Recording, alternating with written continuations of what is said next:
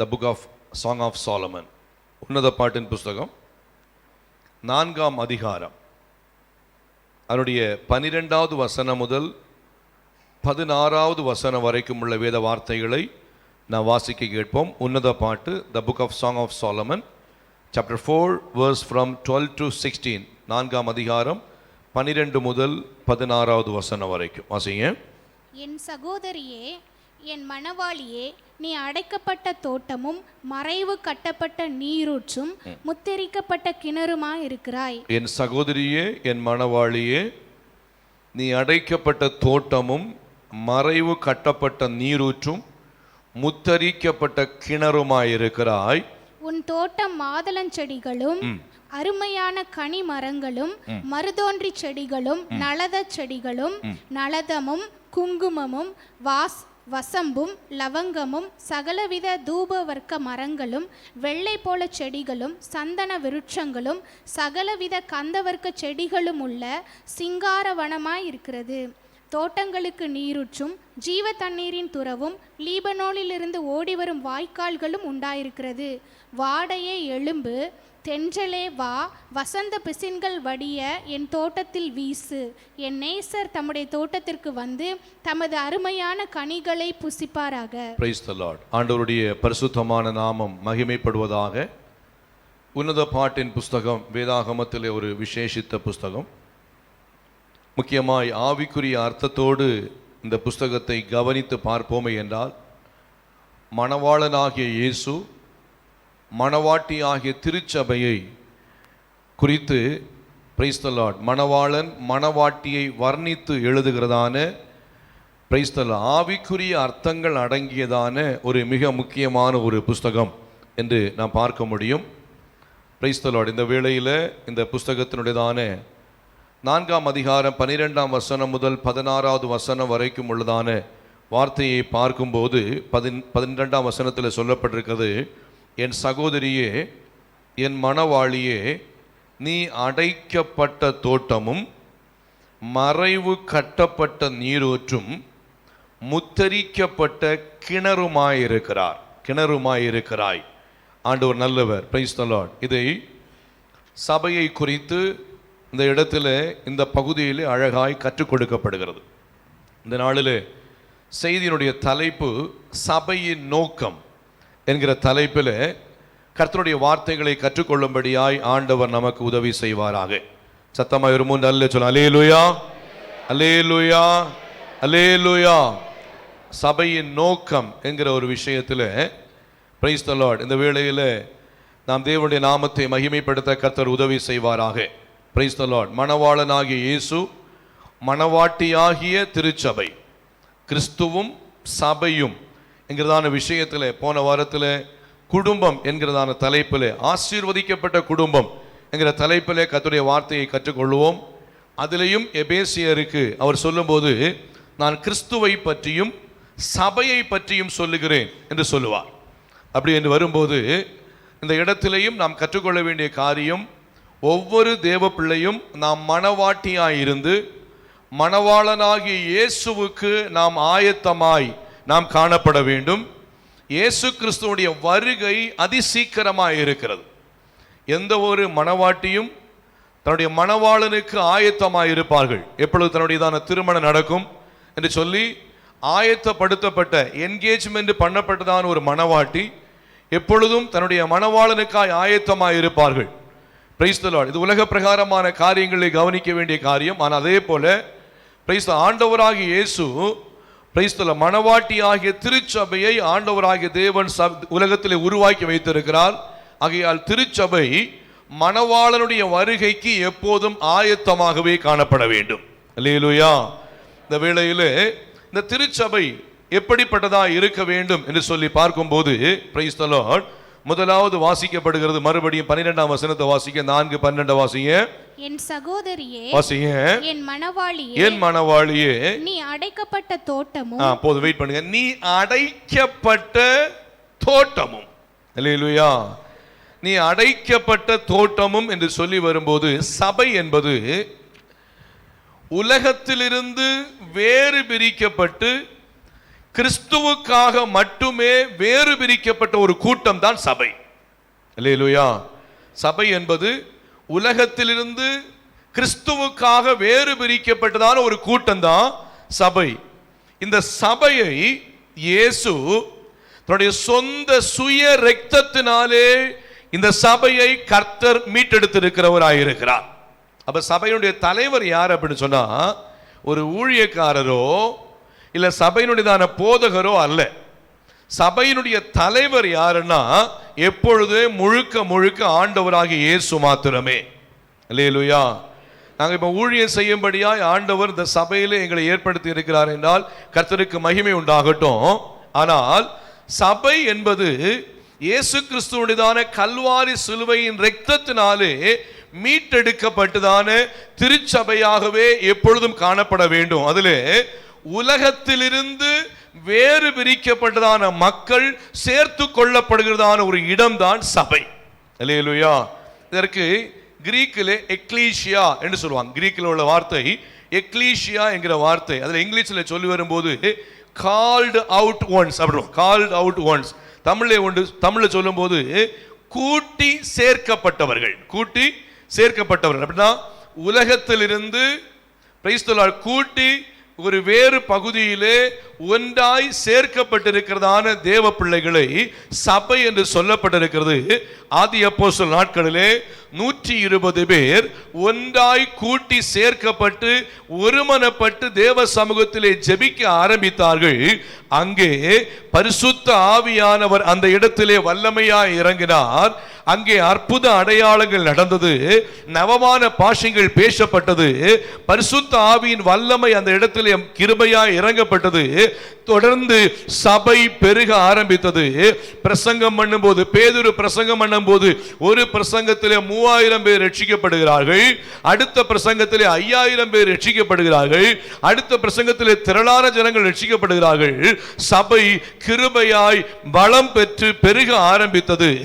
அங்கே அப்போஸ்தலருடைய உபதேசத்திலும் அந்யோன்யத்திலும் அப்பம் பிட்குதலிலும் ஜெபம் பண்ணுதலிலும் பிரைஸ் தி லார்ட் சபை அதிகமாய் பெருக ஆரம்பித்தது. அல்லேலூயா.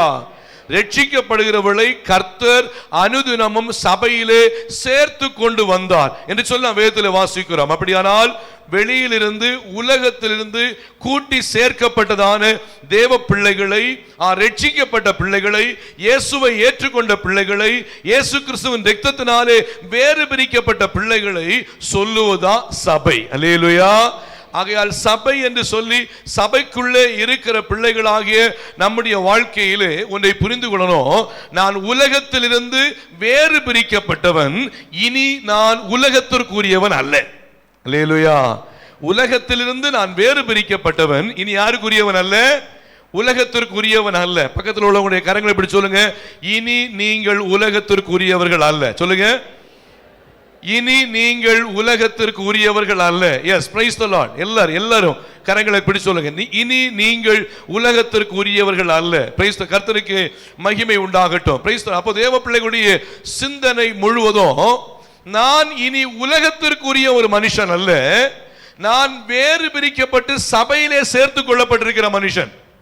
நான் வேறு பிரிக்கப்பட்டு இயேசு கிறிஸ்துவின் கல்வாரி சிலுவையின் இரத்தத்தினாலே நான் பரிசுத்தமாக்கப்பட்டு பாவங்கள சுத்திகரிக்கப்பட்டு சபையிலே சேர்த்து கொள்ளப்பட்டிருக்கிற மனுஷன்.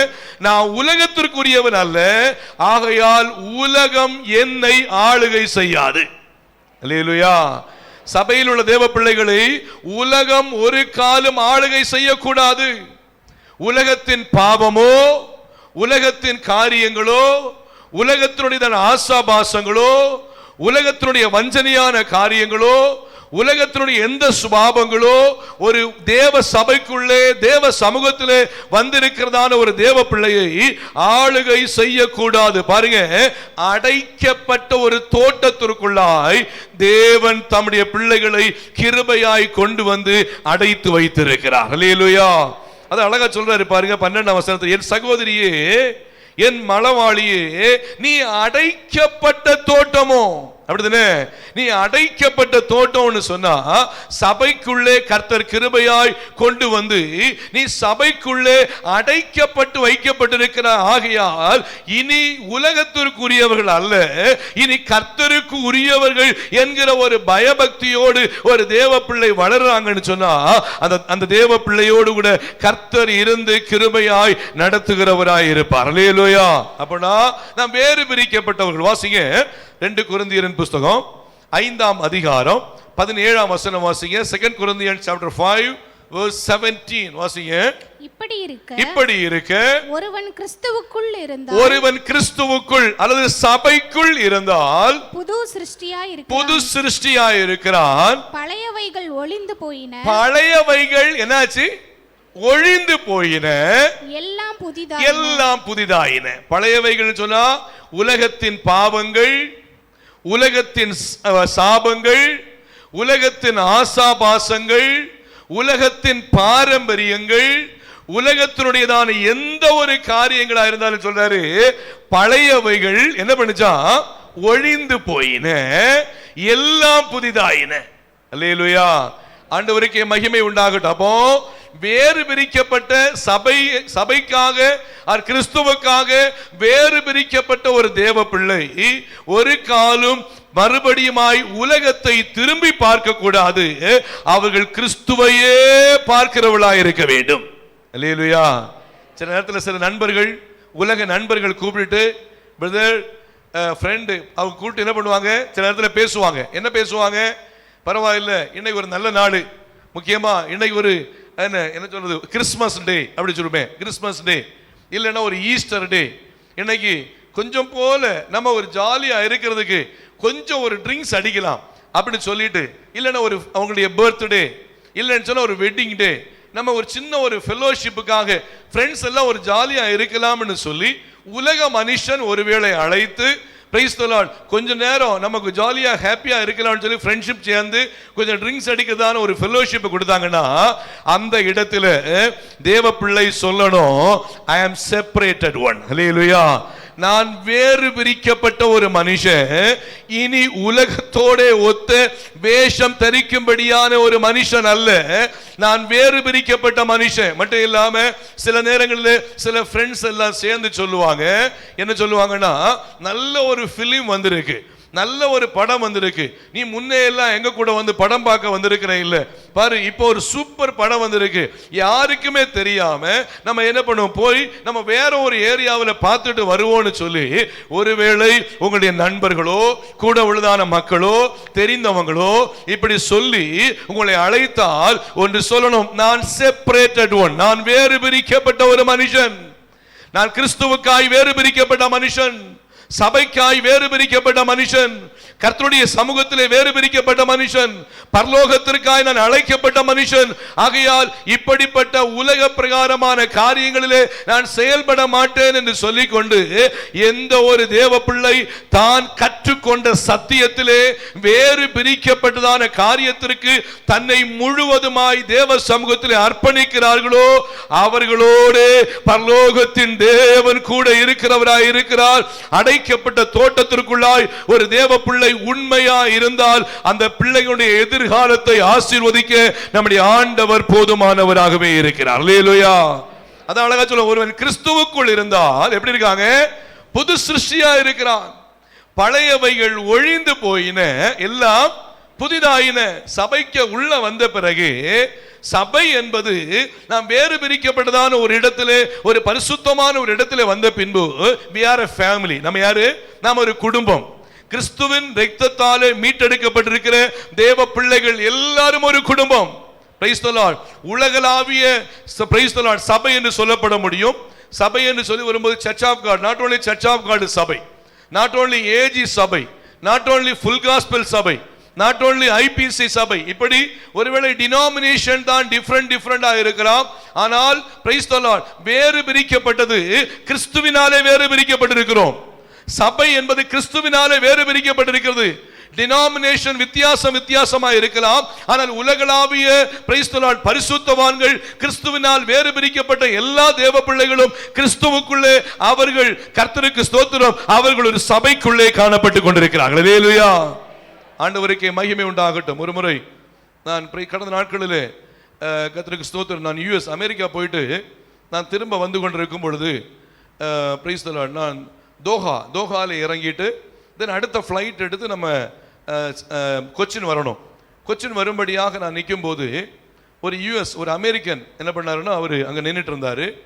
நின்றுட்டு இருக்கிற சூழ்நிலையில் நான் அவரோடு கூட நான் ஜஸ்ட் பேச வேண்டியிருந்துச்சு. ஏன்னா அவருடைய லைன் மாறி வந்து நின்னார். அப்போ அவர் என்ன கேட்டார், எனக்கு என்ன பண்ணு தெரியலன்னார். அப்போ நான் என்ன பண்ணேன்னா, நான் இப்படி சொன்னேன். அப்போ என்னுடைய சேம் லைனில் தான் அவரும் வரணும்.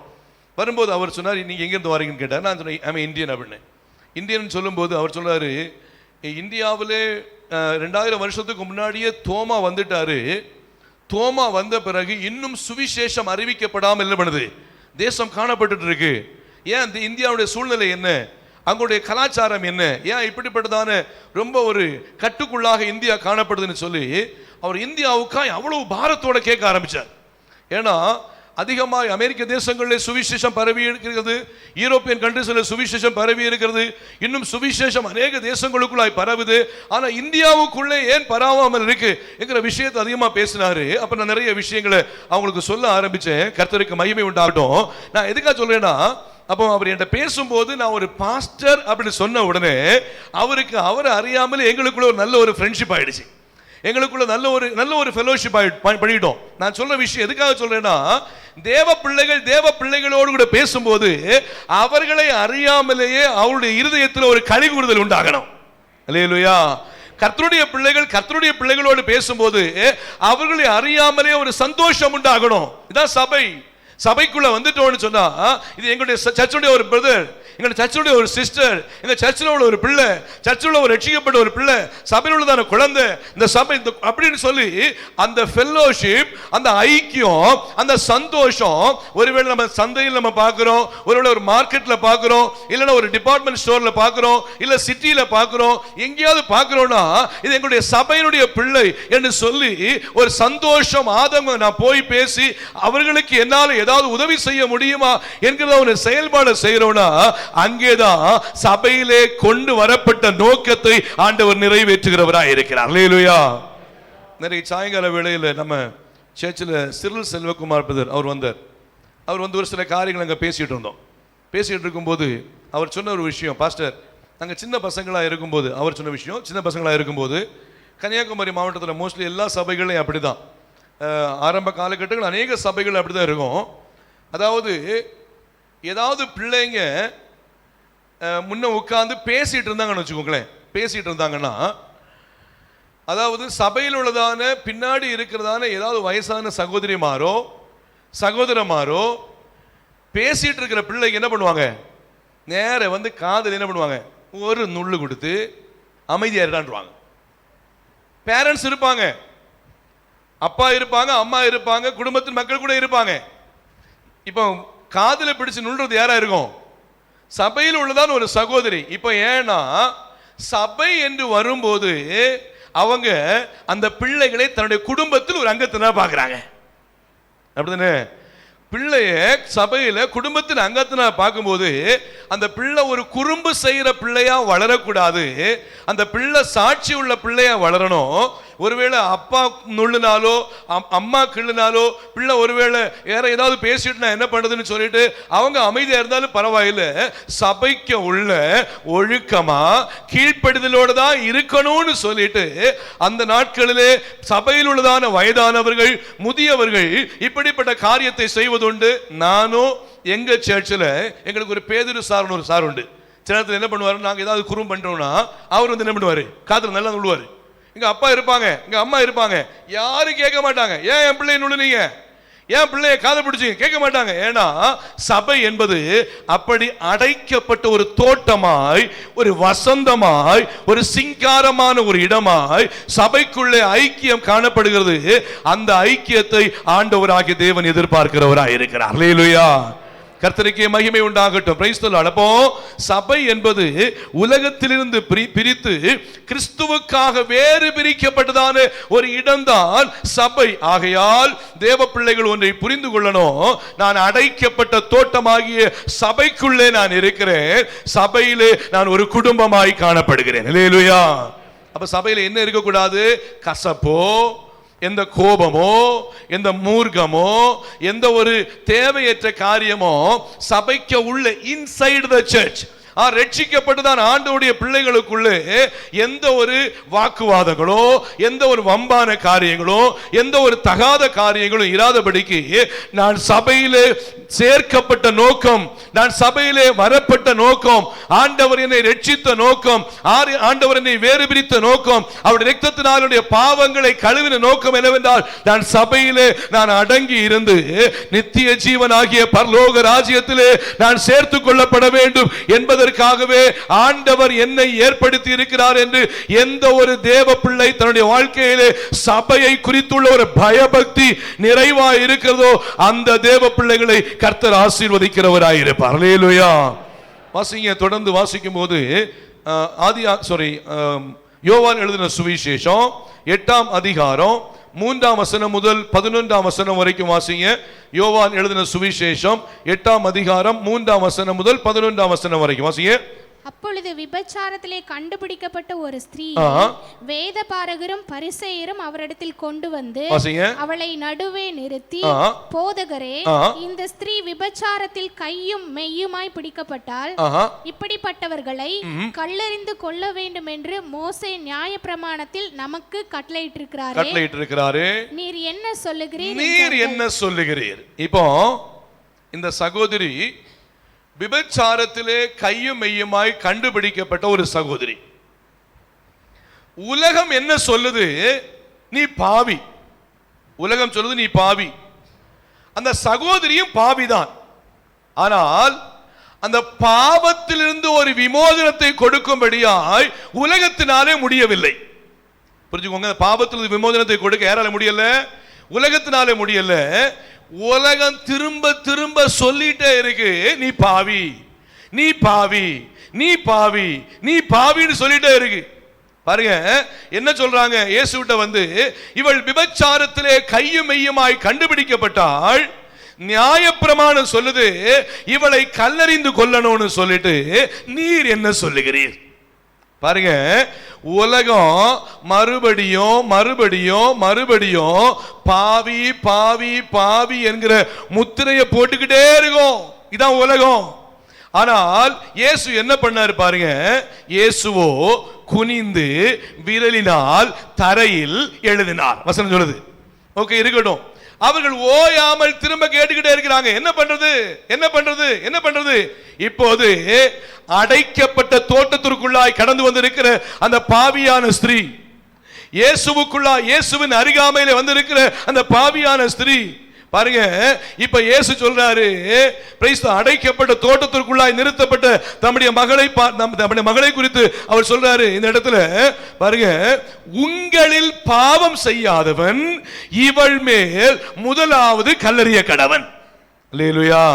உங்களில் பாவம் செய்யாதவன், பாவம் இல்லாதவன் இவள் மேல் முதலாவது கல்லெறிய கடவன் சொன்ன உடனே பாருங்க அவர்கள் பின்பு அவர் குனிந்து விரலினால் தரையில் எழுதிட்டே இருக்காரு.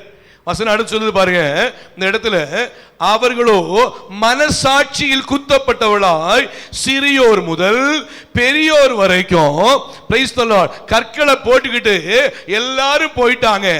இயேசு நிமிர்ந்து பார்க்கும்போது அந்த ஸ்திரீயை தவிர வேறு யாருமே இல்லை. Price the Lord. இப்பொழுது அந்த ஸ்திரீக்கு ஒரு குற்றபோதம் உண்டாகிறது. நான் பாவம் செய்து விட்டேன், நான் இயேசுவுக்கு முன்பாக நிற்கிறேன் என்று சொல்லி அவளுக்குள்ள ஒரு குற்றபோதம் வருகிறது. வசனம் சொல்லுது, தன் பாவங்களை மறைக்கிறவன் வாழ்வடைய மாட்டான், அவைகளை அறிக்கை செய்து விட்டு விடுகிறவனோ அவன் இரக்கம் பெறுகிறான். பாருங்க, இயேசு என்கிற தோட்டத்திற்கு அருகாமையிலே உள்ளே அந்த சகோதரி நிற்க ஆரம்பிக்கும் போது இயேசு வேற ஒண்ணுமே சொல்லல, நீ போமா, இனி பாவம் செய்யாத. அல்லேலூயா. நீ போ, இனி பாவம் செய்யாதே. பாருங்க, அப்ப அர்த்தம் என்னன்னா, உலகம் அவளை பாவி என்று முத்தரித்து கொண்டே இருந்தது. உலகம் அவளை பாவி என்று குற்றம் சாட்டிக் கொண்டே இருந்தது. உலகம் அவளை பாவி பாவி என்று சொன்னது. ஆனால் இயேசு என்கிற தோட்டத்திற்குள்ளாய் கடந்து வந்த போது அவளுடைய பாவம் மறைந்து போனது, பாவம் மாற்றப்பட்டது. ஒரு பரிசுத்தம் உள்ள ஒரு தேவ பிள்ளையாய் ஆண்டவர் தம்முடைய மகளை உருவாக்க ஆரம்பித்தார். அல்லேலூயா. பாருங்க, இதே போல சகேயுடைய வாழ்க்கையில வாசிங்க, அந்த பகுதி கூட வாசிங்க. லூக்கா 19ஆம் அதிகாரம் 7-8 வசனத்தை வாசிங்க. Price the Lord. லூக்கா 19:7-8 சீக்கிரம் வாசிங்க. அதை கண்ட யாவரும் வாசிங்க. இவர் பாவியான மனுஷனிடத்தில் தங்கும்படி போனார் என்று. இவர் பாவியான மனுஷனிடத்தில், சகேயுடைய வீட்டுக்கு இயேசு போகும்போது இவர் சொல்றாரு, ஜனங்கள் சொல்றாங்க, இவர் பாவியான மனுஷனிடத்திலே தங்கும்படி போனார் என்று வாசிமா முறுமுறுத்தார்கள். பாருங்க, ரொம்ப முக்கியமான வார்த்தை. உலகம் சகேயு என்ன பார்த்துக்கிட்டு இருக்கு? இவர் பாவியான மனுஷன், இவன் பாருங்க ஆயக்காரனுக்கு தலைவன், வரி வசூலிக்கிற மனுஷன், அநியாயமா வாங்குற மனுஷன். உலகம் அவனை அப்படியாய் பார்க்கிறது. ஆனால் சபை என்கிறதான கிறிஸ்துவின் அருகாமையிலே எப்பொழுது சகேயு கடந்து வந்தாரோ அவருடைய வாழ்க்கையிலே அவர் தன்னுடைய பாவத்திலிருந்து விடுபட்டு கர்த்தருக்குள்ளே வளர ஆரம்பித்தார். பாவம் வெளியேறினது. Price the Lord. கர்த்தருக்குள்ளே அவர் கிருபையாய் வளர ஆரம்பித்தார். அல்லேலூயா.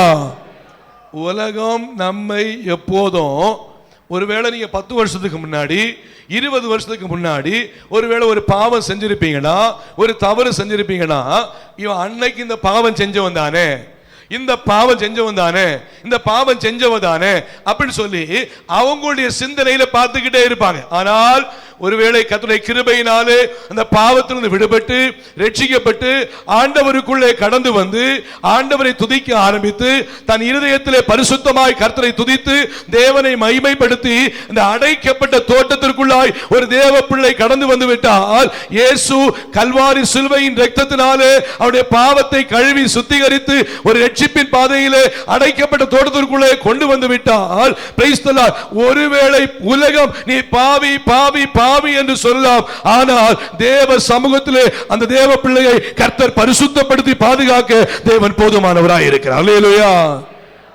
சகேயுவை பார்த்து சொல்றாங்க, நீ பாவி. இயேசு கிட்ட வந்த பிறகு சொல்றாங்க, இவர் பாவியான மனுஷனிடத்தில் என்ன பண்றாரு? தங்கும்படியாய் போனார். சொல்லும்போது சகேயு கண்டுக்கவே இல்லை. சபைக்குள்ள வந்த பிறகு உலகம் நம்மை என்ன சொன்னாலும் அதை கண்டுகொள்ளாமல் கர்த்தருக்கு நேராய் வளருகிறதான வளர்த்தியில சாட்சியாய் வளருவோமே என்றால் கர்த்தர் நம்மை ஆவிக்குரிய பாதையில இன்னும் அதிகமாய் வளர்த்தி எடுப்பார். அல்லேலூயா.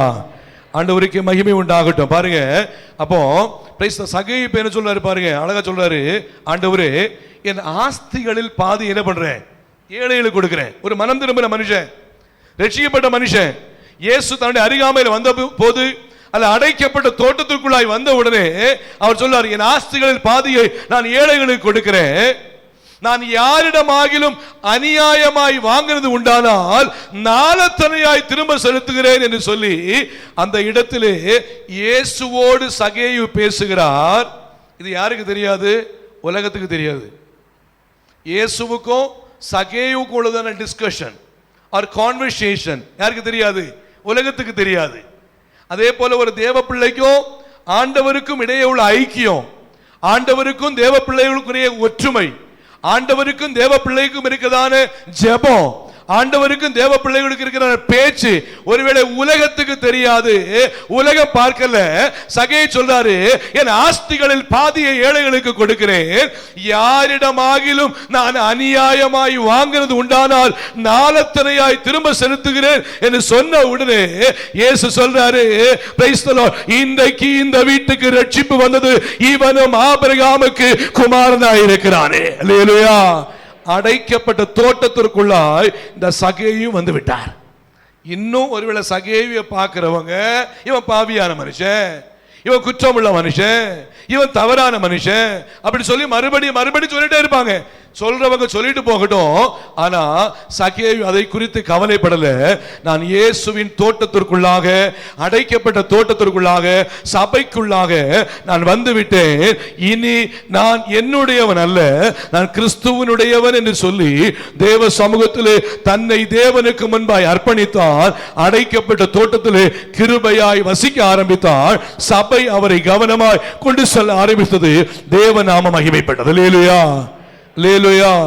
அப்ப ஒன்று, அடைக்கப்பட்ட தோட்டம் என்று வரும்போது உலகத்திலிருந்து பிரிந்து கிறிஸ்துவுக்காய் வேறு பிரிக்கப்பட்டதான ஒரு தோட்டம். அப்போ நான் மறுபடியும் சொல்றேன், உலகத்திலிருந்து ஆண்டவர் நம்மை வேறு பிரித்து சபை என்கிறதான ஒரு அழகான தோட்டத்திற்குள்ளே வைத்திருக்கிறார்.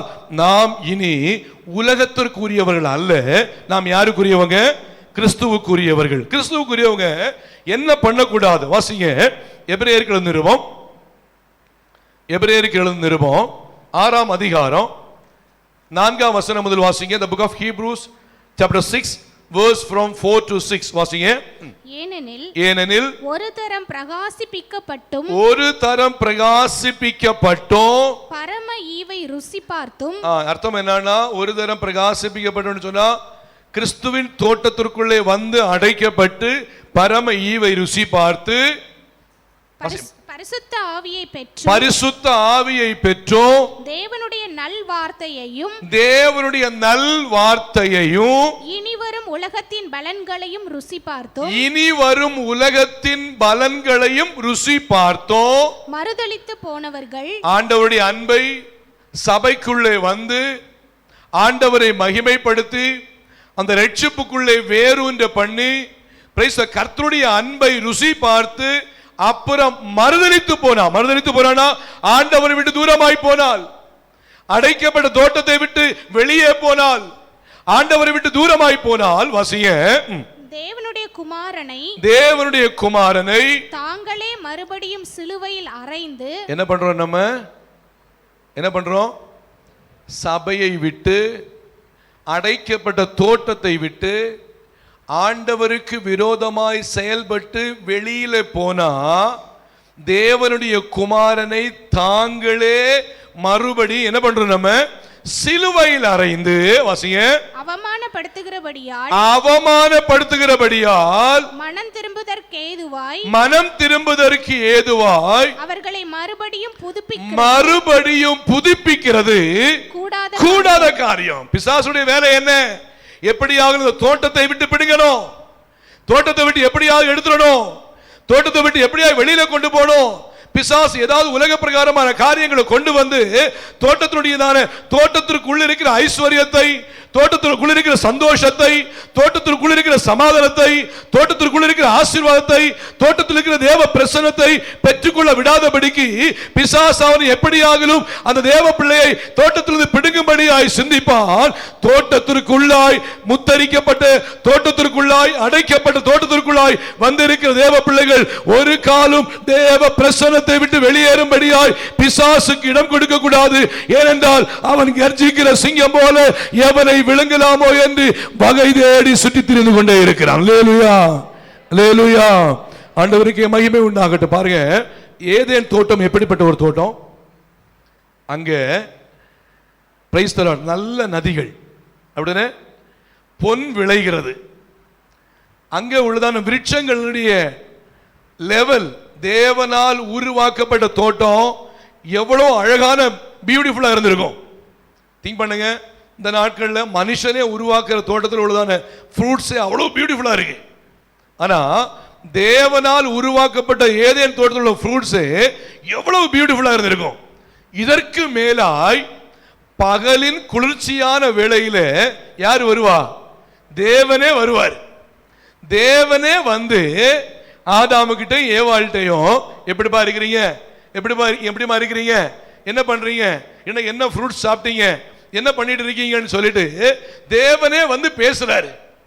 தேவ பிரசன்னம் எப்படி இருக்கும், எவ்வளவு அழகான ஒரு காரியம், எவ்வளவு ஒரு சந்தோஷமான ஒரு இடம், எவ்வளவு ஒரு மகிழ்ச்சியா இருக்கிறாங்க. ஆனா சத்துரு எப்போது உள்ளே நுழைந்து தேவன் பிரைஸ்தலால் விலக்கின கனியை புசிக்கும்படியாய் தங்களை தேவனுக்கு முன்பாய் கீழ்ப்படியாதபடிக்கு சத்துருவுக்கு முன்பாய் பிரைஸ்தலால் கீழ்ப்படிந்து அந்த வார்த்தைக்கு தோட்டத்தின் நடுவில் இருக்கிறதான நன்மை தீமை அறியத்தக்கதான விருட்சத்தின் கனியை புசித்து தேவனுக்கு விரோதமாய் செயல்பட்டார்களோ அவர்கள் தோட்டத்தை விட்டு வெளியேற்றப்பட்டார்கள். அல்லேலூயா. அப்போ நம்ம சபை என்கிற தோட்டத்திற்குள்ள நம்ம வந்து கர்த்தருக்குள்ள மகிழ்ந்து கர்த்தருக்குள்ள சந்தோஷித்து கர்த்தருக்குள்ள மகிழ்ச்சியாய் வசனத்திலே பலப்பட்டு கர்த்தருடைய சமூகத்திலே விசுவாசிகளை பார்க்கும்போது அவ்வளவு மகிழ்ச்சியா பலப்பட்டு வளரும் போது பிசாசு ஏதாவது தந்திரமான காரியங்களை நம்ம மண்டையில போட்டு சிந்தனையில போட்டு சில தகாத காரியங்களை கொண்டு வந்து குடும்பத்தில் சில நேரத்தில் குழப்பங்களை கொண்டு வந்து பெற்றோருக்கிடையே குழப்பங்களை கொண்டு வந்து மாமியார் மருமகளுக்கிடையே பிரச்சனைகளை கொண்டு வந்து சகோதர சகோதரர்களுக்கிடையே பிரச்சனையை கொண்டு வந்து இல்ல சபையில் உள்ள விசுவாச மக்கள் மத்தியில் ஏதாவது பிரச்சனைகளை கொண்டு வந்து தோட்டத்தை விட்டு விலகும்படியாய் ஆவிக்குரிய பாதையை விட்டு விலகும்படியாய் பரிசுத்தத்தை விட்டு விலகும்படியாய் ஒருவேளை சத்துருவானவர் பலவிதமான காரியங்களை சிந்திப்பால் ரட்சிக்கப்பட்ட அடைக்கப்பட்ட தோட்டத்திற்குள்ள இருக்கிற தேவ பிள்ளைகள் உலகத்திற்கோ உலகத்தின் மாமிசமான காரியங்களுக்கோ ஒரு காலம் இடம் கொடுக்காதபடிக்கு கர்த்தருக்கே இடம் கொடுத்து வந்தால் நிச்சயமாய் எப்படிப்பட்ட பிசாசின் சோதனைகள் நமக்கு வந்தாலும் அதை ஜெயிக்க கர்த்தர் நமக்கு உதவி செய்கிறவராய் இருப்பார். அல்லேலூயா, அல்லேலூயா. இயேசுவை பிசாசு 3 முறை சோதித்தான். 3 முறை சோதித்தான் சொன்னா மாமிசத்தின் இச்சை, கண்களின் இச்சை, ஜீவனத்தின் பெருமை. பிசாசு ஒரு மனுஷனை வீழ்த்தும்படியாய் வைத்திருக்கிற 3 ஆயுதங்கள் இதுதான், வேற ஒண்ணும் இல்லை. ஒன்னு மாமிசத்தின் இச்சை, 2 கண்களின் இச்சை, 3வது ஜீவனத்தின் பெருமை. இந்த 3ஐயும் கொண்டு வந்து இயேசுவை வீழ்த்தும்படியாய் சிந்திச்சான். இயேசு அவனை துண்டை காண துணியை காணும் ரெடிட்டார். அப்பாலே போ சாத்தானே, உன் தேவனாகிய கர்த்தர் என்ன பண்ணாது, நீ பரீட்சை பாராதிருப்பாயாக. அவர் சொல்லும் சொல்லாரு, மனுஷன் அப்பத்தினாலே மாத்திரமல்ல தேவனுடைய வாயிலிருந்து புறப்படுகிற ஒவ்வொரு வார்த்தையினாலும் பிழைப்பான். கடைசியா சொல்றாரு, அப்பாலே போ சாத்தானே, உன் தேவனாகிய கர்த்தரை பரீட்சை பாராதிருப்பாயாக. அல்லேலூயா.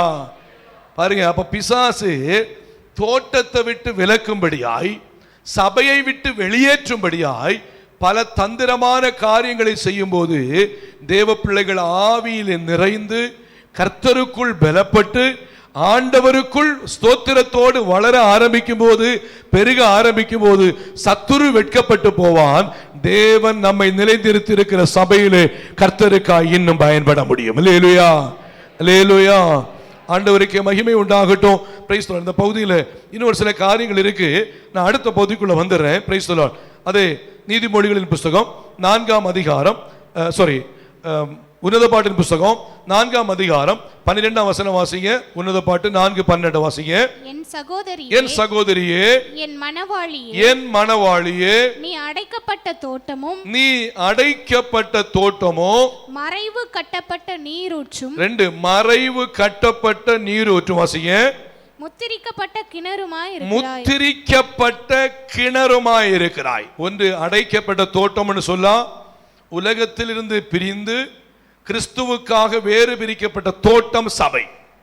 2வது மறைவு கட்டப்பட்ட ஒரு நீரூற்றுன்னு சொன்னா, தோட்டத்திலே நீரூற்று இருக்கிறது. அந்த நீரூற்று தோட்டத்தினுடைய நீரூற்று பரிசுத்தமாய், நீரூற்று சொல்லும் போது பரிசுத்தமாய் கற்புடன் வாழும்படியாய் கர்த்தருக்குள் தோட்டத்தில் பரிசுத்தமாய் வாழ வேண்டும். அல்லேலூயா. 2வது என்னன்னா, தோட்டத்திற்குள்ள சபைக்குள்ள பரிசுத்தமாய் கற்புடன் ஆண்டவருக்கு பயந்து வாழும்படியாய் தேவன் நம்மை ஒரு மறைவான ஒரு நீரூற்றாய் ஆண்டவர் கட்டி வைத்திருக்கிறார். அல்லேலூயா.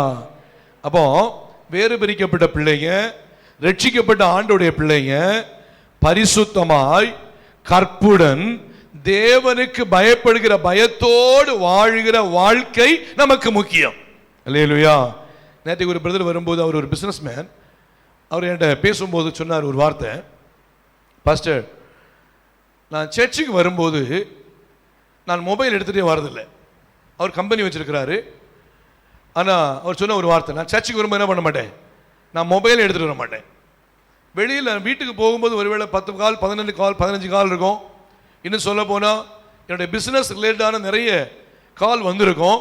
ஆனால் தேவ சமூகத்துக்கு வந்துட்டேன்னு சொன்னால் எனக்கு ஆண்டவர் ஆராதிப்பது தான் எனக்கு முக்கியமாக இருக்குது. இந்த மொபைல் ஃபோனில் உள்ளதான காலிங் என்னை டிஸ்டர்ப் பண்ணக்கூடாது என்பதற்காக நான் என்ன பண்ண மாட்டேன், மொபைலே எடுத்துகிட்டு வர மாட்டேன். பாருங்க, தேவ சமூகத்தில் அவ்வளோ வைராக்கியம்.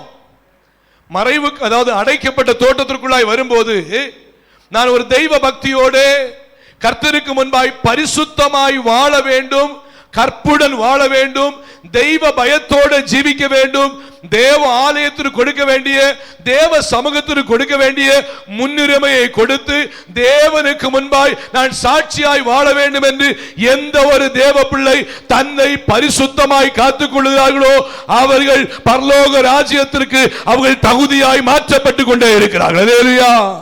இந்த நாட்களில் தேவ சமூகத்தை குறித்த பயம் குறைந்து போய்விட்டது, தேவனை குறித்த பயம் குறைந்து போய்விட்டது, ஆலயத்தை குறித்த பயம் குறைந்து போய்விட்டது, கர்த்தருடைய தேவ பிள்ளைகளை குறித்த பயம் குறைந்து போய்விட்டது, ஊழியர்களை குறித்த பயம் குறைந்து போய்விட்டது. அருமையான தேவனுடைய பிள்ளைகளே, தேவ சமூகம் சாதாரணமான இடம் அல்ல. தேவ சமூகம் என்பது தேவ கிருபையினாலே அடைக்கப்பட்ட தோட்டத்திற்குள்ளாய் சபைக்குள்ளாய் கடந்து வருகிற கர்த்தருடைய பிள்ளைகளாக நம்முடைய வாழ்க்கையிலே நாம் கற்றுக்கொள்ள வேண்டிய ஒரு மிக முக்கியமான காரியம். தேவன் வைத்திருக்கிறதான இந்த இடத்திலே நான் பரிசுத்தமாய் உண்மையாய் சாட்சியாய் தேவனுடைய சித்தத்தின்படி வாழுவேன் என்று யார் உண்மையாய் தீர்மானம் எடுக்கிறோமோ அவர்களை கர்த்தர் ஆசீர்வதிக்கிறவராய் இருக்கிறார். அல்லேலூயா, அல்லேலூயா. வாசிங்க 1 கொரிந்தியர் புத்தகம் 3ஆம் அதிகாரம் 16-17 வசனம் வாசிங்க. 1 கொரிந்தியர் 3ஆம் அதிகாரம் 16-17 வசனம் வாசிங்க. நீங்கள் தேவனுடைய ஆலயமாய் இருக்கிறீர்கள் என்றும், நீங்கள் தேவனுடைய ஆலயமாய் இருக்கிறீர்கள் என்றும், தேவனுடைய ஆவி உங்களில் வாசமாய் இருக்கிறார் என்றும் அறியாதிருக்கிறீர்களா? உங்களில் வாசமாய் இருக்கிறார் என்றும் அறியாதிருக்கிறீர்களா? ஒருவன் தேவனுடைய ஆலயத்தை கெடுத்தால் அவனை தேவன் கெடுப்பார். தேவனுடைய ஆலயம் பரிசுத்தமாய் இருக்கிறது, தேவனுடைய ஆலயம் பரிசுத்தமாய் இருக்கிறது. நீங்களே அந்த ஆலயம். யார் அந்த ஆலயம்? நாமே தேவனுடைய ஆலயமாய் இருக்கிறோம். நம்முடைய ஆலயமாகிய சரீரத்தை பரிசுத்தமாய் காத்துக்கொள்ள வேண்டியது அவனுடைய பொறுப்பு. அல்லேலூயா. தேவன் கிருபையாய் நம்மை ரட்சித்து, கிருபையாய் அவருடைய சொந்த இரத்தத்தினாலே பாவத்தை கழுவி சுத்திகரித்து நம்மை பரிசுத்தமாய் வைத்திருக்கும் போது நம்முடைய ஆலயமாகிய சரீரத்தை பரிசுத்தமாய் காத்துக்கொள்ள வேண்டியது ஒவ்வொரு தேவ பிள்ளைகளுடைய பொறுப்பு. அப்ப இந்த ஆலயத்தை கெடுக்க, நம்முடைய சரீரத்தை கெடுக்க, நம்முடைய ஆவிக்குரிய வாழ்வை கெடுக்க சத்துரு பல வழிகளிலும் அவன் முயற்சிப்பான். பாருங்க, இதனால இயேசு அழகா சொல்லுவார். வாசிங்க மத்தேயு எழுதின சுவிசேஷம் 5ஆம் அதிகாரம் 29-30 வாசிங்க. மத்தேயு 5ஆம் அதிகாரம் 29-30 சீக்கிரம் வாசிங்க. உன் வலது கண் உனக்கு இடறல் உண்டாக்கினால் அதை பிடுங்கி எறிந்து போடு. உன் சரீரம் முழுவதும் நரகத்தில் தள்ளப்படுவதை பார்க்கிறோம். உன் அவயவங்களில் ஒன்று கெட்டு போவது உனக்கு நலமாயிருக்கும். என்ன வாசிங்க? உன் வலது கை உனக்கு இடறல் உண்டாக்கினால் அதை தரித்து எறிந்து போடு. உன் சரீரம் முழுவதும் நரகத்தில் தள்ளப்படுவதை பார்க்கிறோம். உன் அவயவங்களில் ஒன்று கெட்டு போவது உனக்கு நலமாயிருக்கும். அதனால கையையும் கண்ணையும் பிடுங்கன்னு சொல்லல. மறைவான ஒரு சத்தியம் என்ன அப்படின்னு சொன்னா, அவைகளை பரிசுத்தப்படுத்தி கர்த்தருக்குள் ஜெபித்து உபவாசம் எடுத்து தன்னை இன்னும் கர்த்தருக்குள்ளே உருவாக்க வேண்டியது ஒரு தேவ பிள்ளையுடைய பொறுப்பு. அல்லேலூயா, அல்லேலூயா. ஒரு காரியம் திரும்ப திரும்ப திரும்ப நம்முடைய ஆவிக்குரிய வாழ்வை கெடுத்துக்கிட்டே இருக்குன்னா, சில நபர்களோ ஒருவேளை சில நபர்கள் மூலமாக நம்முடைய ஆவிக்குரிய வாழ்வு கெட்டு போகுது, சில நபர்கள் மூலமாக நம்முடைய பரிசுத்த ஜீவிதம் கெட்டு போகுது.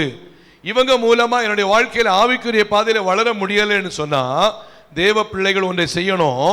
இது என்னுடைய சரீரம் என்பது தேவனுடைய ஆலயமா இருக்கு.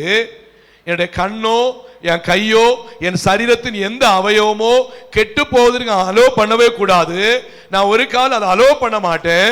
ஒருவேளை இந்த ஆவிக்குரிய பாதையில நான் கெட்டு போவதற்கு, தேவ சமூகத்தை விட்டு தூரமாய் போவதற்கு இந்தந்த காரியங்கள் எனக்கு தடையா இருக்குன்னு சொன்னா, தேவ பிள்ளைகள் உபவாசித்து ஜெபித்து, ஆண்டவரே இப்படிப்பட்டதான் நபர்கள் மத்தியிலிருந்து, இப்படிப்பட்ட செயல்கள் மத்தியிலிருந்து, இப்படிப்பட்ட எண்ணங்கள் மத்தியிலிருந்து, இப்படிப்பட்ட சுபாவங்கள் மத்தியிலிருந்து என்னை வேறு பிரித்து அடைக்கப்பட்ட தோட்டத்திலே நான் பரிசுத்தமாய் வாழ்வதற்கு நீங்க எனக்கு உதவி செய்யுங்க என்று சொல்லி உபவாசித்து ஜெபிக்க ஆரம்பிப்போமே என்று சொன்னால், நம்மை இன்னும் பரிசுத்தப்படுத்தி கர்த்தருக்குள் வளர செய்ய கர்த்தர் போதுமானவராய் இருக்கிறார். அல்லேலூயா, அல்லேலூயா.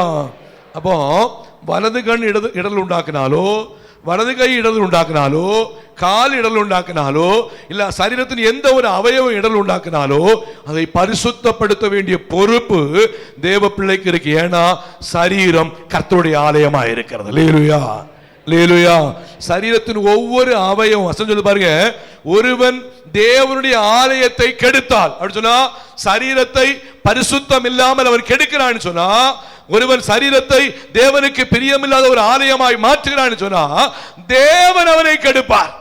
அல்லேலூயா, தேவன் அவனை கெடுப்பார். அப்போ நம்முடைய சரீரத்தை ஏதாவது ஆல்கஹால் மூலமாகவோ, பீடி சிகரெட் மூலமாகவோ, இன்னும் சில கண்களை ஆண்டவருக்கு பிரியமில்லாத சில சினிமா படத்தின் மூலமாகவோ, இன்னும் உலக பிரகாரமான காரியங்கள் மூலமாகவோ அதை பார்த்து நம்ம கெடுக்க பண்றோம்னு சொன்னா, நாம் நம்மை தாமே நம்முடைய சரீரமாகிய ஆலயத்தை நாம் கெடுக்கிறோம். வசனம் சொல்லுது, தேவன் அவனை கெடுப்பார். அல்லேலூயா, அல்லேலூயா. அதனால பிசாசுக்கு என்ன பண்ணணும், நம்ம இடம் கொடுக்க கூடாது. வாசிங்க தொடர்ந்து ஒரே ஒரு காரியத்தை இந்த போர்ஷன்ல சொல்றேன். வாசிங்க, அதாவது எபேசியர்கள் நிருபம் 4ஆம் அதிகாரம் 29 வாசிங்க. எபேசியர் 4ஆம் அதிகாரம் 29 வாசிங்க. இயேசுவினிடத்தில் உள்ள சத்தியத்தின்படியே. எபேசியர் 4ஆம் அதிகாரமா வாசிமா. இயேசுவினிடத்தில் உள்ள சத்தியத்தின்படியே நீங்கள் அவரிடத்தில் கேட்டறிந்து அவரால் போதிக்கப்பட்டீர்கள்.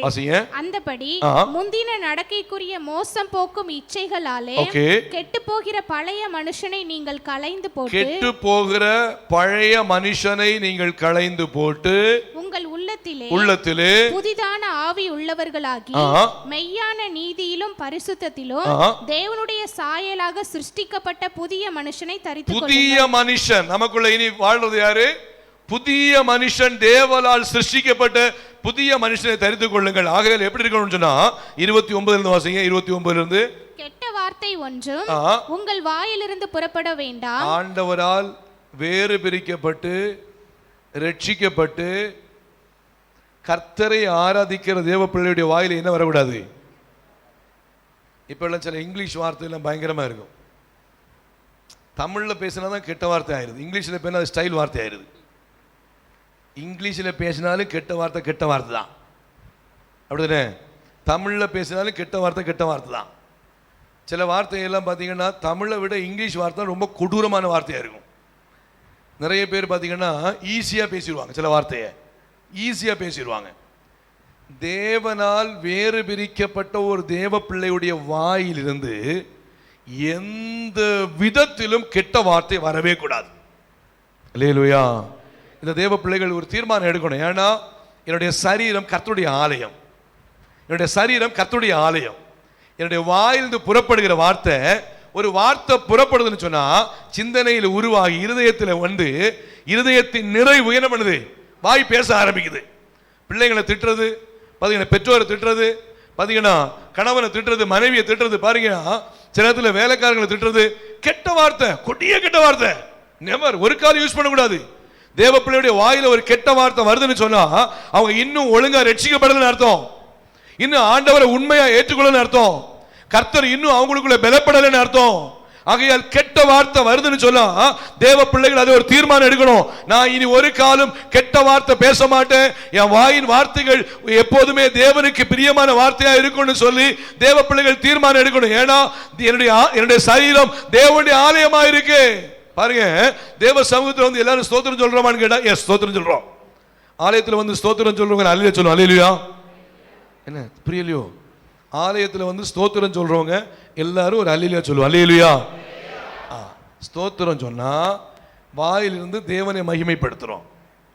வசனம் சொல்லுது, சிலருடைய வாழ்க்கையில் துதித்தலும் சபித்தலும் ஒரே வாயிலிருந்து வருது. அழகா சொல்லுவார், யாக்கோபு சொல்லுவாரு, ஒரே நீரூற்றிலிருந்து தித்திப்பான கசப்பான நீரூற்று சுரக்குமோ. பாத்தீங்கன்னா சப்ப தண்ணினா சப்ப தண்ணி தான் வரும், அங்க தேன் தண்ணியெல்லாம் என்ன பண்ணாது, வராது. அப்படின்னா இப்ப கன்னியாகுமரி சைடில் போனீங்கன்னா இந்த சப்ப தண்ணியெல்லாம் கிடையாது. அங்க நீங்க கிணறு தோண்டினீங்கன்னா அங்க நல்ல தண்ணி தான் வரும். அங்க நமக்கு நல்ல தண்ணியெல்லாம் போய் வாங்க வேண்டிய தேவையில்லை, கிணறு தோண்ட நல்ல தண்ணியே இருக்கும். பாருங்க, இப்ப அங்க போய் எனக்கு சப்ப தண்ணி தாங்கன்னு பண்ண முடியாது. ஒரு நீரூற்றிலிருந்து சப்ப தண்ணினா சப்ப தண்ணி வரும், நல்ல தண்ணினா நல்ல தண்ணி வரும். அதே போல தேவனுடைய பிள்ளையுடைய வாயிலிருந்து தித்திப்பும் கசப்புமான நீரூற்று உருவாக கூடாது. தேவ பிள்ளைகள் தேவனை ஸ்தோத்தரிக்கிற வாய், அல்லேலூயா சொல்லுகிற வாய், கர்த்தரை பாடுகிற வாய், கர்த்தரை மகிமைப்படுத்துகிற வாய், கர்த்தரை துதிக்கிற வாயில ஒரு காலம் கெட்ட வார்த்தை வரவே கூடாது. கெட்ட வார்த்தை வருதுன்னு சொன்னா நம்ம யாரா இருந்தாலும் சரி, ஒருவேளை மூத்த விசுவாசியா இருந்தாலும் சரி, கெட்ட வார்த்தை வருதுன்னு சொன்னா நாம் இன்னும் சரியா குணப்படல, ரட்சிக்கப்படல, ஆண்டவரை அறிகிற அறிவிலே வளரல என்பதை புரிந்து கொண்டு கர்த்தருக்குள் இன்னும் அதிகமாய் பலப்பட்டு வளரும்படியாய் நாம் தேவ சமூகத்தில் ஒரு தீர்மானம் எடுக்க வேண்டும் என்று தேவன் நம்மை குறித்து விரும்புகிறவராய் இருக்கிறார். அல்லேலூயா. அழகா சொல்ல, கெட்ட வார்த்தை ஒன்று உங்கள் வாயிலிருந்து புறப்பட வேண்டாம். தொடர்ந்து வாசிங்க, 31 வசனத்தை வாசிங்க. 31, சகல விதமான கசப்பு. அடைக்கப்பட்ட தோட்டத்திற்குள்ளே இருக்கிற ஒரு தேவ பிள்ளையுடைய வாயில வாழ்க்கையில என்ன இருக்கக்கூடாது? சகல விதமான கசப்பும், கோபமும், மூர்க்கம், கூக்குரல், தூஷணம், மற்ற எந்த துர்க்குணமோ உங்களை விட்டு நீங்க கடவுது. அழகா சொல்லுவாரு எபேசியர் சபைக்கு பவுல் ரொம்ப ஸ்ட்ராங்கா சொல்லுவார். பாருங்க, சகல விதமான கசப்பு. ஒரு மாசத்துக்கு முன்னாடி ஒரு 100 ரூபாய் கேட்டு என்ன பண்றது, சரி ஓகே, ஏதாவது ஒரு சூழ்நிலை நம்ம ஒரு உதவி கேட்டு நம்ம கொடுக்க முடியலன்னு சொல்ல கசப்பு கசப்பா நம்ம வச்சுக்கூடாது. பக்கத்து வீட்டில் போய் ஒரு 1/2 கிலோ எனக்கு சுகர் தாங்கன்னு கேட்டா எனக்கு சுகர் இல்லைன்னு சொன்னாங்கன்னா இவள்கிட்ட போய் கேட்டுறேன்னு சொல்லிட்டு நாளைக்கு ஒரு சின்ன ஒரு இஷ்யூ வந்துடக்கூடாது. பாருங்க, தேவ பிள்ளை அடைக்கப்பட்ட தோட்டத்திற்குள்ள இருக்கிற ஒரு தேவ பிள்ளையோடுதான சிந்தனைக்குள்ள கசப்பான எண்ணம் ஒரு காலம் இருக்கக்கூடாது. எந்த ஒரு தேவ பிள்ளையா இருந்தாலும் சரி, ஊழியக்காரா இருந்தாலும் சரி, இல்ல மூத்த விசுவாசிகளா இருந்தாலும் சரி, இல்ல தேவ பிள்ளைகள் யாரா இருந்தாலும் சரி, எந்த ஒரு கசப்பான எண்ணமோ தேவ பிள்ளையுடைய வாயிலே இருதயத்தில் இருக்கக்கூடாது. சொல்லுவார் பாருங்க, கசப்பம். 2வது கோபம். ஒரு கால் என்ன இருக்கக்கூடாது, நம்முடைய வாழ்க்கையில கோபம் நம்முடைய சிந்தனையில் இருக்கவே கூடாது. ஒருவேளை ஏதாவது பேசிட்டாங்கன்னா, ஏதாவது திட்டாங்கன்னா, இவங்க இப்படி பேசிட்டாங்களே, இப்படி சொல்லிட்டாங்களே, இப்படி செஞ்சிட்டாங்களேன்னு சொல்லிட்டு அந்த எண்ணம் இருக்கக்கூடாது. ஏனென்றால் நாம் அடைக்கப்பட்ட ஒரு தோட்டத்திற்குள்ளாய் தேவ பிள்ளைகள் காணப்படுகிறோம். அல்லேலூயா. அல்லேலூயா. கசப்பு, கோபம், கூக்குரல், மூர்க்கம், தூஷணம், மற்ற எந்த துர்க்குணமும் உங்களை விட்டு நீங்க கடவுது. சொல்றாரு, ஒருவருக்கு ஒருவர் தயவாயும் மன உருக்கமாயும் இருந்து கிறிஸ்துவுக்குள் தேவன் உங்களுக்கு மன்னித்தது போல நீங்களும் ஒருவருக்கு ஒருவர் என்ன பண்ணுங்க, நீங்க மன்னியுங்கள். அல்லேலூயா. அல்லேலூயா. அப்ப மறைவு கட்டப்பட்ட நீரூற்றுன்னு சொன்னா சபைக்குள்ளே அடைக்கப்பட்ட தோட்டத்திற்குள்ளே வாழ்கிற தேவ பிள்ளைகள் கற்புடன் பரிசுத்தமாய் தங்களை பரிசுத்தமாய் காத்து கொண்டு வாழ கற்றுக்கொள்ள வேண்டும். உலகத்துக்கு ஒத்த வேஷம் தரிக்கவே கூடாது. நான் கேள்விப்பட்ட இடையில எனக்கு ரொம்ப வருத்தம் ஆயிடுச்சு. நம்ம சபையில் உள்ள ஒரு குடும்பத்தினுடையதான குடும்பத்திலிருந்து ஒருத்தவங்க வீடு மாற்றினாங்களாம், வீடு சேஞ்ச் பண்ணாங்களாம். சேஞ்ச் பண்ண உடனே அவங்களுக்கு சேஞ்ச் பண்ண அன்னைக்கு வெள்ளிக்கிழமை.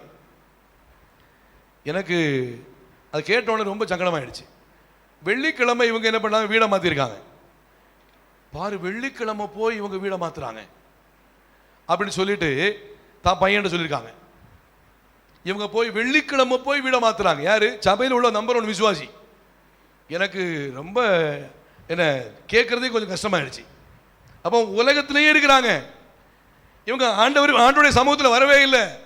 வெள்ளிக்கிழமை போய் நமக்கு 7 நாளும் பார்த்தீங்கன்னா சில இடத்துல 7 into 24 into 7. 24 into 7 means what? 7 நாளும் 24 மணி நேரம் நாங்கள் அவைலபிளா இருக்கிறோம். யார் சொல்லலாம்? ஹாஸ்பிட்டல்ல, போலீஸ் டிபார்ட்மெண்ட்லையும் 24 into 7 அர்த்தம் என்ன தெரியுமா? நாங்க 7 நாளும் 24 மணி நேரம் எப்படி இருக்கோம் நாங்க? அப்போ எல்லா நேரம் எங்களுக்கு நல்ல நேரம் தான். கிறிஸ்துவோடு இருக்கிற தேவ பிள்ளைகள் உலகத்திலிருந்து வேறு பிரிக்கப்பட்ட பின்பு, ஆண்டவருக்குள்ள வந்த பின்பு, செவ்வாய்க்கிழமையோ இல்ல வெள்ளிக்கிழமையோ இல்ல புதன்கிழமையோ இல்ல சனிக்கிழமையோ இதை பார்க்கவே கூடாது.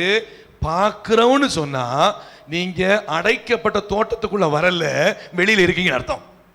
அல்லேலூயா. அடைக்கப்பட்ட தோட்டத்துக்குள்ள என்ன பண்ணல? வரல, நீங்க வெளியில இருக்கிறீங்க. தேவ பிள்ளைகள் இதுல கவனமா இருக்கணும். எல்லா நாளும் நமக்கு நல்ல நாள் தான்.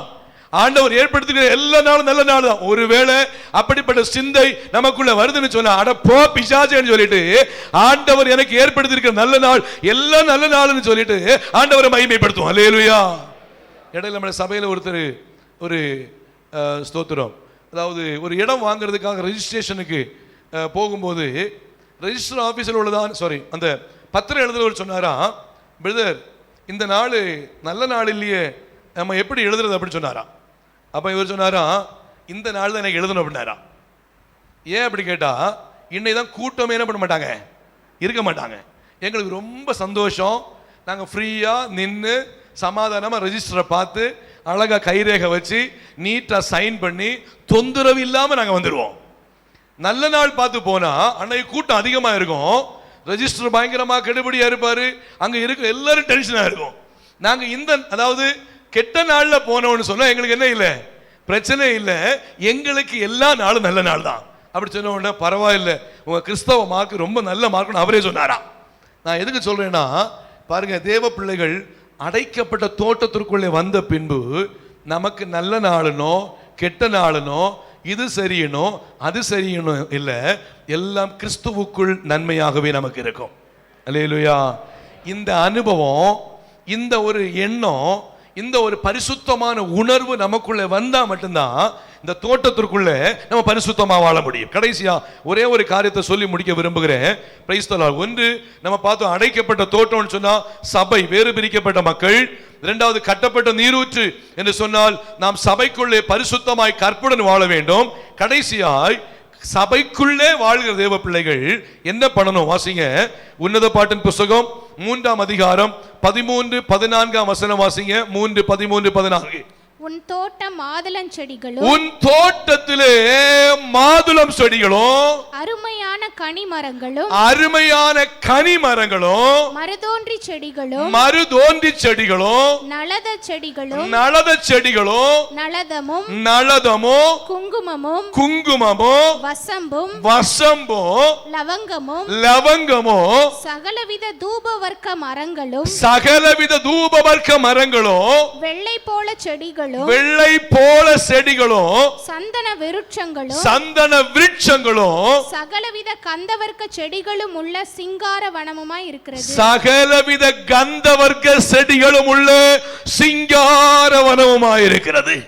அல்லேலூயா. சபைக்குள்ளே இருக்கிற தேவ பிள்ளை ஒவ்வொரு நாளும் கிறிஸ்துவுக்குள் கனி கொடுத்து கொண்டே இருக்க வேண்டும். அல்லேலூயா. சபைக்குள்ள இந்த தோட்டத்துக்குள்ள முள்ளு செடிய சொல்லல, கள்ளி செடிய சொல்லல, அருவருப்பான செடிகளை சொல்லல. எல்லா செடிகளும் ஒரு பிரயோஜனமான செடிகளா இருக்கு. சபைக்குள்ள இருக்கிற ஒவ்வொரு ஆத்துமாவும் கனி கொடுக்கிற ஆத்துமாவா இருக்கு. சபைக்குள்ள இருக்கிற ஒவ்வொரு செடிகளும் பிரயோஜனமான நல்ல மருத்துவ குணங்களுடைய ஆசீர்வதிக்கப்பட்ட செடிகளா இருக்கு. பாருங்க, தேவன் எதற்காய் அடைக்கப்பட்ட தோட்டத்திலே ஒரு சாட்சி உள்ள ஜீவனம் செய்து சபைக்குள்ளே நம்மை வைத்திருக்கிறாரே என்று சொன்னால், நாம் வந்துட்டு அமைதியா போகும்படியாய் அல்ல, கர்த்தருக்காய் சபையிலிருந்து கனி கொடுக்கும்படியாகவே தேவன் நம்மை உருவாக்கி வைத்திருக்கிறார். அல்லேலூயா, அல்லேலூயா. தேவன் நம்மை அழைத்தது, தேவன் நம்மை வேறு பிரித்தது, தேவன் நம்மை பரிசுத்தமாய் வாழ வைத்திருப்பது ஏதோ வாழ்ந்துட்டு மரித்து பரலோகத்துக்கு போயிடலாம் என்பதற்காக அல்ல. ஒன்றை புரிந்து கொள்ள வேண்டும். இந்த உலகத்திலே வாழும்போது கர்த்தருக்காய் கனி கொடுக்கும்படியாய், கர்த்தருக்காய் சாட்சியாய் ஜீவிக்கும்படியாய், கர்த்தருக்காய் பயன்படும்படியாய் ஏதாவது விதத்திலே ஒரு சாட்சி உள்ள ஒரு வாழ்க்கை வாழ்ந்து ஆத்துமாக்களை ஆதாயம் செய்யும்படியாகவே பரலோகத்தின் தேவன் நம்மை சபையிலே நிலைநிறுத்தி வைத்திருக்கிறார். அல்லேலூயா. பாருங்க, ஃபர்ஸ்ட் மாதுளம் செடி. ஒவ்வொரு செடியை குறித்து நம்ம படிக்க போன ஒரு பெரிய பைபிள் ஸ்டடி, ஒரு பெரிய பைபிள் ஸ்டடி. எதுக்கு உங்களை மத்தியில் சொல்றேன்னா, நம்ம வந்து ஒரு முள்ளு செடியாவோ ஒரு கள்ளி செடியாவோ என்ன பண்ணாது, நம்ம இருக்கக்கூடாது. சபைக்குள்ள வந்துட்டோம்னு சொன்னா, நான் ஒரு மாதுளம் செடியா இருக்கணும், நான் அத்தி மரமா இருக்கணும், நான் லவங்கமா இருக்கணும், ஒரு குங்குமமா இருக்கணும். பாருங்க, இப்படிப்பட்ட நான் ஒரு பிரயோஜனம் உள்ள செடியாய் சபைக்குள்ள இருப்பேன்னு சொல்லி எந்த ஆத்துமா சிந்திக்குதோ அந்த ஆத்துமாவை கனி கொடுக்கும்படியாய் கர்த்தர் உதவி செய்கிறவராய் இருப்பார். அல்லேலூயா, அல்லேலூயா. பிரைஸ் ஆண்டவருக்கே மகிமை உண்டாகட்டும், கர்த்தருடைய நாம மகிமை போகட்டும். Price the Lord. பாத்தீங்கன்னா ஒரு ஒரு போர்ஷனை மாத்திரம் உங்கள் மத்தியில் சொல்லி முடிக்க விரும்புகிறேன். நியாயாதிபதிகளின் புஸ்தகம் 9ஆம் அதிகாரம் 8வது வசனத்திலிருந்து வாசிங்க. நியாயாதிபதிகள் 9ஆம் அதிகாரம் 8வது வசனம். சீக்கிரம் வாசிங்க. Praise the Lord. நியாயாதிபதிகள் 9:8 இருந்து வாசிங்க. The book of Proverbs chapter 9 verse from 8 வாசிங்க. விருட்சங்கள் தங்களுக்கு ஒரு ராஜாவை அபிஷேகம் பண்ணும்படி போய், விருட்சங்கள் தங்களுக்கு ஒரு ராஜாவை அபிஷேகம் பண்ணும்படி போய், ஒலிவ மரத்தை பார்த்து, ஒலிவ மரத்தை பார்த்து, நீ எங்களுக்கு ராஜாவா இரு என்றது. ஒலிவ மரத்துக்கிட்ட போய் நீ எங்களை ராஜாவாயின்னு சொல்லிச்சு. அதற்கு ஒலிவ மரம், ஒலிவ மரம், தேவர்களும் மனுஷரும் புகழுகிற என்னிலுள்ள என் கொழுமையை நான் விட்டு, என்னிலுள்ள தேவர்களும் மனுஷர்களும் புகழுகிற என் கொழுமையை விட்டு மரங்களை அரசால போவேன், மரங்களை அரசால போவேனோ என்றது. இதை நான் எக்ஸ்பிளைன் பண்ண பெரிய ஒரு பாட்டு, நான் சுருக்கமா சொல்றேன். இது தனக்கு தன்னை நிலைநிறுத்தி இருக்கிற இடத்தை விட்டு, தன்னை நிலைநிறுத்தி இருக்கிறதான காரியத்தை விட்டு, ஊழியத்தை விட்டு நான் அரசாளும்படியா நான் போகவே மாட்டேன். ரொம்ப அழகா சொல்லுது பாருங்க. தேவன் என்னை எதற்காக ஒரு ஒலிவ மரமாய் உருவாக்கி வைத்திருக்கிறாரோ, தேவர்களும் மனுஷர்களும் புகழுகிறதான இந்த புகழ்ச்சியை, இந்த ஆசீர்வாதத்தை, அந்த புகழுமையை விட்டுவிட்டு நான் மரங்களை அரசாளும்படியாய் போவேனோ? தேவன் நிலைநிறுத்தி இருக்கிற காரியத்தில் நின்று கனி கொடுக்க இந்த ஒலிவ மரம் தன்னை தற்காத்து கொண்டது. அல்லேலூயா. அத்திமரத்திட்ட போய் கேக்குது. வாசிங்க, அந்த போர்ஷனை வாசிங்க, சொல்லி முடிக்கிறேன். வாசிங்க. அப்பொழுது மரங்கள் அத்தி மரத்தை பார்த்து, நீ வந்து எங்களுக்கு ராஜாவா இரு என்றது. அதற்கு அத்தி மரம், நான் என் மதுரத்தையும் என் நற்கனியையும் விட்டு மரங்களை அரசால போவேனோ என்றது. அப்பொழுது மரங்கள் திராட்சை செடியை பார்த்து, நீ வந்து எங்களுக்கு ராஜாவா இரு என்றது. அதற்கு திராட்சை செடி, தேவர்களையும் மனுஷரையும் மகிழ பண்ணும் என் ரசத்தை நான் விட்டு மரங்களை அரசால போவேனோ என்றது. அப்பொழுது மரங்கள் எல்லாம் முட்செடியை பார்த்து, நீ வந்து எங்களுக்கு ராஜாவா இரு, நீ எங்களுக்கு வந்து ராஜாவா இரு என்றது. அதற்கு முட்செடியானது மரங்களை பார்த்து, நீங்கள் என்னை உங்களுக்கு ராஜாவாக அபிஷேகம் பண்ணுகிறது மெய்யானா என் நிழலிலே வந்தடையுங்கள், என் நிழலிலே வந்தடையுங்கள். இல்லாவிட்டால் முட்செடியில் இருந்து அக்கினி புறப்பட்டு லீபனோனின் கேதுரு மரங்களை பட்சிக்க கடவது என்றது. யாரு ராஜாவா இருக்க விரும்புறது? முட்செடி ராஜாவா இருக்க விரும்புச்சு. யாரு பெரியவனா இருக்க விரும்புவாங்க? முட்செடி தான் பெரியவனா இருக்க விரும்புவாங்க. திராட்சை பழம் தன்னுடைய மதுரத்தை விட்டு மாறாது, அத்தி மரம் தன் கொழுமையை விட்டு மாறாது, ஒலிவ மரம் தன்னுடையதான அபிஷேகத்தை விட்டு மாறாது. பாருங்க, தேவன் ஒவ்வொருவரையும் ஒரு அத்தி மரமாய், ஒரு திராட்சை செடியாய், ஒரு ஒலிவ மரமாய் சபையிலே நிலைநிறுத்தி வைத்திருக்கிறார். நாம் ஒரு காலம் முட்செடி அல்ல. பிரைஸ்ல முட்செடி நினைக்கிறோம், என்ன எல்லாரும் புகழணும், என்ன எல்லாருமே எக்ஸால்ட் பண்ணணும், உயர்த்தணும், என்ன எல்லாரும் பார்த்தா ரொம்ப வணங்கணும் அப்படின்னு நினைக்குது. ஆனா முட்செடி பாருங்கன்னா எந்த ஒரு பிரயோஜனத்துக்கும் உதவாது. வசனம், தன்னை தான் தாழ்த்துகிறவன் உயர்த்தப்படுவான், தன்னை தான் உயர்த்துகிறவனோ தாழ்த்தப்படுவான். அப்போ தேவன் சபையிலே, சபை என்கிற தோட்டத்திற்குள்ளே நம்மை கனி கொடுக்கும்படியாய் ஒரு ஒலிவ மரமாய், ஒரு அத்தி மரமாய், ஒரு திராட்சை செடியாய், மிக அழகாக நாம் அவரவரை வைத்து அவரவரை கொண்டு கனி கொடுக்கும்படியாய் வைத்திருக்கிற தெய்வீக திட்டத்தை மாற்றும்படியாய் சத்துரு, நீ ராஜாவாயிரு, உங்களுடைய கொழுமையை மாற்றும்படியாய், உங்களுடைய அபிஷேகத்தை மாற்றும்படியாய் சிந்திக்கும் போது தேவ பிள்ளைகள் சொல்லணும், இல்ல இல்ல, என்னை குறித்து என் ஆண்டவருக்கு ஒரு திட்டம் இருக்கிறது, என்னை குறித்து தேவனுக்கு ஒரு சித்தம் இருக்கிறது. தேவன் எந்த நோக்கத்தோடு இந்த சபையிலே என்னை வைத்திருக்கிறாரோ, என்னை அடைத்து வைத்திருக்கிறாரோ, அந்த நோக்கத்தை நிறைவேற்றும்படியாய் என் தேவனுக்கு முன்பாய் சாட்சியாய் இருப்பேன் என்று சொல்லி எந்த ஒரு தேவ பிள்ளை தேவனை உயர்த்துகிறதோ அந்த தேவ பிள்ளையை அந்த கொழுமையின் மூலமாய் பரலோகம் சந்தோஷித்துக் கொண்டே இருக்கும். அல்லேலூயா. கர்த்தருக்கு மகிமை உண்டாகட்டும். ஆகையால் சபையின் நோக்கம் பாருங்க, எக்லீசியா, கால் அவுட் பீப்பிள். பாருங்க, ஒன்று சேர்க்கப்பட்ட தேவ பிள்ளைகள் நாம் பரிசுத்தமாய் கனி கொடுக்கிறவர்களாய் மாறுவோம், சாட்சியாய் ஜீவிப்போம். இன்னும் ஒரே ஒரு போர்ஷன் மாத்திரம், எனக்கு நிறைய போர்ஷன் வச்சிருக்கிறேன்.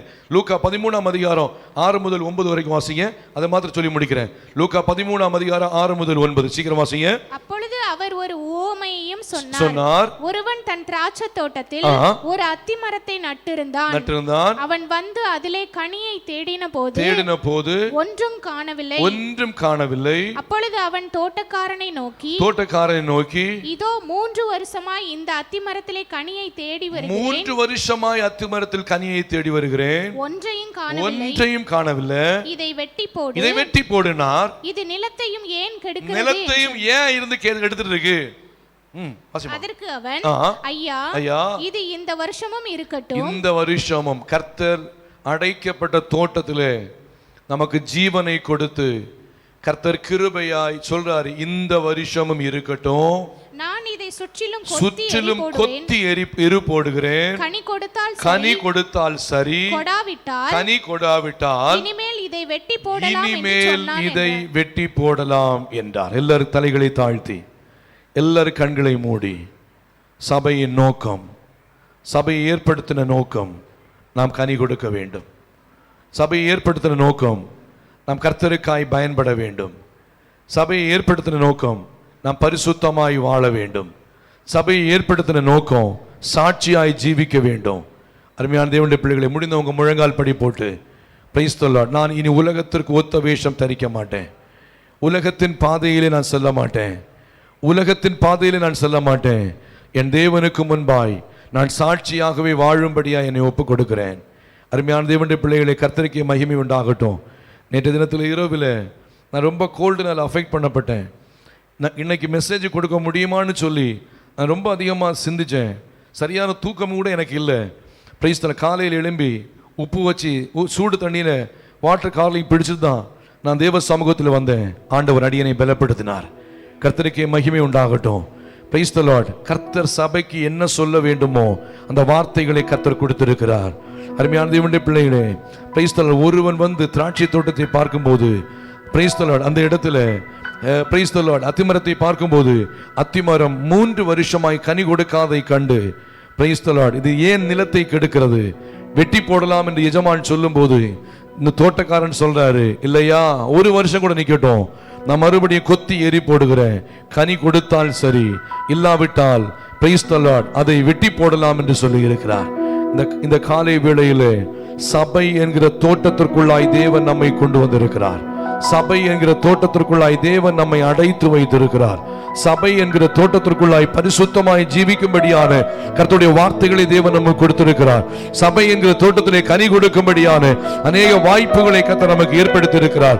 இன்னும் கனி கொடுக்காதபடிக்கு, இன்னும் சாட்சியாய் ஜீவிக்காதபடிக்கு, இன்னும் பரிசுத்தமாய் வாழாதபடிக்கு, இன்னும் உலகத்துக்கு ஒத்த வேஷத்தை தரித்து கொண்டு பிரைஸ் தி லார்ட் உலகத்தின் பாதையிலே ஒரு தேவ பிள்ளை நாம் வாழ்ந்து கொண்டிருப்போமே என்று சொன்னார். அருமையான தேவனுடைய பிள்ளையே, ஆண்டவராக இயேசு கல்வாரி சிலுவையிலே கடைசி துளி ரத்தம் வரைக்கும் சிந்தினது உங்களையும் என்னையும் மீட்டு, ஓ பிரைஸ் தி லார்ட், தோட்டமாகிய சபைக்குள்ளே அடைத்து வைக்கும்படியாக, தோட்டமாகிய சபைக்குள்ளே நிலைநிறுத்தும்படியாக, ஒருவேளை தோட்டத்தை விட்டு வெளியேறும்படியாக சத்துரு பலவிதத்திலும் சிந்திப்பானே என்று சொன்னார். இந்த வேளையிலே ஒப்புக் கொடுப்போம். ஆண்டவரே, என்னை ஒரு விசை பரிசுத்தப்படுத்துங்க, என்னை ஒரு விசை பரிசுத்தப்படுத்துங்க.